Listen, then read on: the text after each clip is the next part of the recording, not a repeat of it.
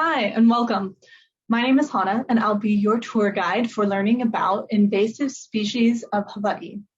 So this is an interactive Google slide that you can do with your students in grades 4 through 12, and you can adapt this resource to different activities or learning outcomes that you might have in the classroom today. And so you can download this at Teachers Pay Teachers, and I'll go over how to do that at the end. This is a free resource, and all of the individuals in this interactive ecosystem have citations for further reading, and you can just get a good overview of them when you interact with this space. And so say I want to learn a little bit more about ta'ape. I can click on the ta'ape, and then it has this pop-down window.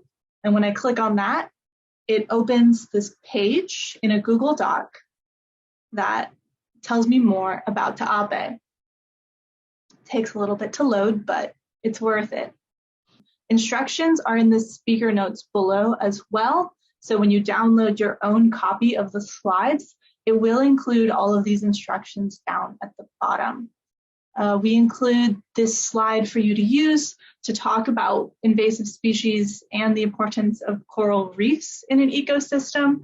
And at the bottom here, it kind of just emphasizes that organisms that live here doesn't necessarily mean it's from here. So kind of working with an understanding of what an invasive species is, but we define that very clearly on the first page in those speaker notes.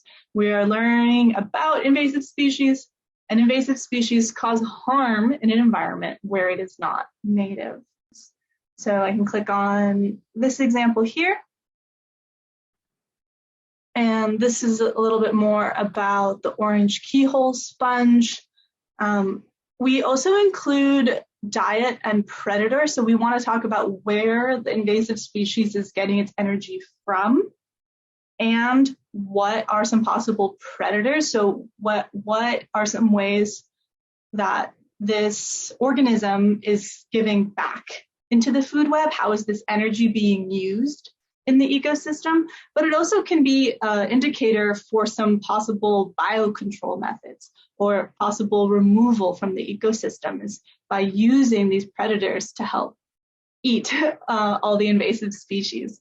And so a predator of the orange keyhole sponge are tiger cowries, and they eat sponges and algae. And so if you want to learn more, when you click on each organism, it can show you a little bit about where it's from originally and how it got here, impacts on the ecosystem, all of these really great topics that you can discuss with your students.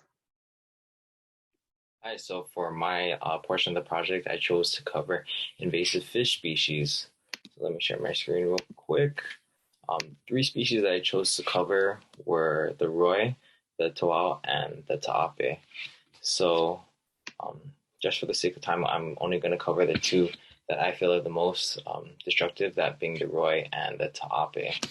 So all 3 of these fish species were introduced in the 1950s by the Hawaii Division of Aquatic Resources to 1, fill an ecological niche of these shoreline predators that were declining, and 2, as a sport fishery.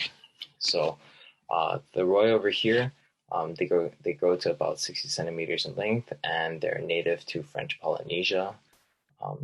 These guys start life as a female and then can transition into male, and it takes about 1 year for them to reach reproductive maturity. They can live about 16 years, and they can, like, just off of the Kona coast, they ate an estimated 99 tons of fish per year. And so they're just feeding on these juvenile native species, which is why the populations of these native species are declining so rapidly. And the problem with these guys is that their mouths are so big that they can consume fish that are almost half the size that they are. And because no predators really prize any of these 3 species, there's nothing to really keep them in check. So their numbers are just exploding. And so also here with the Taabe, they're not as big as the Roy. They're typically about 17 to 25 centimeters in length, and they can inhabit a really large range of habitats. Like I said, no predators really prefer this species, and they reach reproductive maturity at about 1 to 2 years old. Um, their maximum lifespan is about 10 years, and their reproductive lifespan is about 8 years. And then so the impacts on the ecosystem with this guy is that they can produce a lot of offspring, and um, just the sheer number of offspring and the reproductive rate is really, really high. And so because of that, um, their numbers just tend to explode, and they outcompete the native uh, fish species and consume them as well. And so because of that, um, you'll often find this species in like schools of like over 1,000 individuals. And so because of that, all three of these species, like in summation, all three of these species are causing a lot of damage to the reef. All right, my section is on the more miscellaneous invasive species, the ones that don't really fit in any specific category compared to the other ones. So let's share my screen here. First one is going to be snowflake coral, and it is kind of a unique coral. It doesn't have a calcium exoskeleton like you would see on the coral reefs around Hawaii. They actually eat plankton instead of absorbing sunlight, and that can damage other species that do rely on that plankton. They're found across most of the Hawaiian Islands at this point after arriving from some ships being stuck to the bottom of those guys. And they're usually about 100 meters down and underwater with very little light. They don't seem to have any predators, and their lifespan is indefinite because they just continue to grow as long as there's nothing to get rid of them. And their impact on the environment is to kill the native species by growing over them and just kind of choking them out. As I said, they were introduced to the island by latching onto the hulls of ships that arrived to the islands. Next up is red mangrove, and they're not marine species, but they are very heavily linked with them. So they get to be 5-10 meters tall, and of course, being a plant, they rely on sunlight. And their they exist on shorelines around the main Hawaiian Islands, and they don't have any predators per se, but fungal pathogen can cause issues with it, say with it developing further or something like that. And they can live to about 100 years per plant, and they outcompete native species for light and space, and they have large impact on native biodiversity. And actually, they were intentionally planted along the islands here to mitigate erosion. Okay, so we know that the cats aren't super big, but their sizes can range from 22 to 26 centimeters tall, 46 centimeters long, and they weigh about 3 to 5 kilograms. They're found almost everywhere on the main Hawaiian Islands, and they like to live together in groups. On a global scale, they're found on every continent except Antarctica, and they're disruptive to our native birds and our insects, small reptiles, small mammals, and all that. Their predators are humans and free-roaming dogs on the land, and they usually live up to 2 to 3 years, but some can live up to 12 to 15 years. Their impacts on the ecosystem, they contributed to the extinction of 33 species on the islands, and they impose a threat to 8% of critically endangered birds, mammals, and reptiles. They also spread these parasites which contaminate our freshwater, the lands, and marine environments, and they were introduced by Europeans in the 1800s. The mongoose are a little bit smaller than the cats. They're about 66 centimeters long, and they're found in wet and dry conditions, specifically gardens, grasslands, and forests.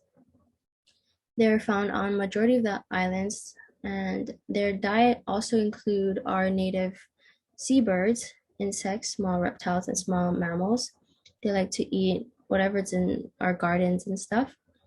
Their predators are cats and humans, and their lifespans usually range from 10 to 15 years. Their impacts on the ecosystem, they kill a lot of our birds and their eggs and hatchlings. They, including 8 federally listed endangered Hawaiian birds. And they were introduced to Hawaii in 1883 by the sugar industry to try to control the rat populations, but it was unsuccessful. So the invasive alga, the problem with these guys is that they were brought here by accident through mostly ship boats. Most of the ones that I put here, like the gorilla ogo, and then also the hookweed, or no, this one's the leather mudweed, and then also the hookweed.